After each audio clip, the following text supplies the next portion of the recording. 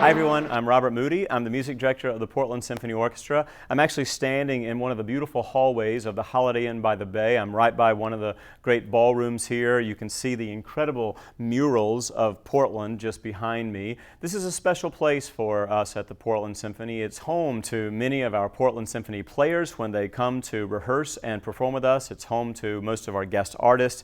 We really consider the Holiday Inn by the Bay part of our PSO family, and we're so grateful to them for being a hotel sponsor of the symphonies. So I want to talk to you now about the Sunday Classical Concert in March of 2015.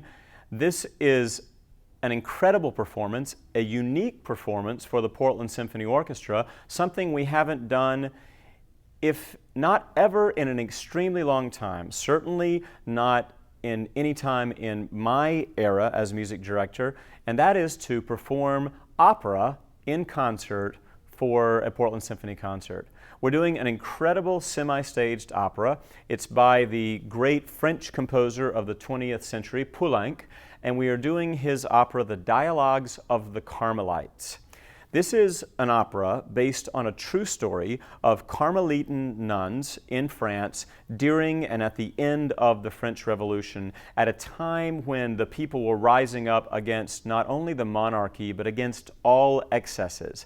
Well, many facets of the Catholic Church came under fire for their excesses, and this order of Carmelite nuns were sort of caught in the middle. At the end of the process, it turned out that this order of nuns were sentenced to the guillotine. A young woman has come into the Carmelite order. She comes from a family of wealth. At one level, she is with the order maybe to hide from the uprisings, but she becomes more and more impressed by the faith of her newfound friends.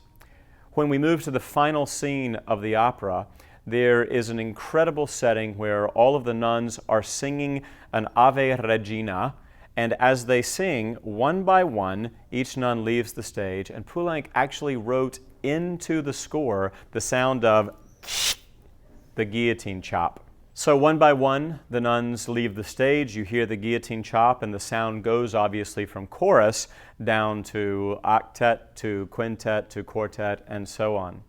The young woman of noble means that I mentioned early on, she has actually been taken away from the Carmelite nuns by her family with a plan to escape across the waters and to escape France. But just as the last moment of the opera happens, she re-enters, she joins her final sister, and they walk together to the guillotine. I don't know of any more powerful moment in all of opera, and the music making is so beautiful. This is going to be a semi-staged version, so that is to say the orchestra will be on stage, not in an opera pit. The singers will be in front of the orchestra. There will be super titles telling the entire story, so the plot will be readily available as you make your way with us through this journey. And by the way, we have some of the greatest singers singing in opera today performing the roles. Sarah Jane McMahon, who performed Knoxville Summer of 1915 and the Mahler Fourth Symphony with us, will be back to sing the role of Blanche, the lead role, if you will. We have tenor Daniel Stein, who will play Blanche's brother. Their father, the Marquis, will be played by Troy Cook, one of the beloved baritones who has been with us, and on and on. We have an incredible stage director joining us. It's a great experiment and experience to see opera performed in this way. We think you're going to love it. We're really looking forward to this very poignant event. See you at the opera. See you at the Portland Symphony Orchestra.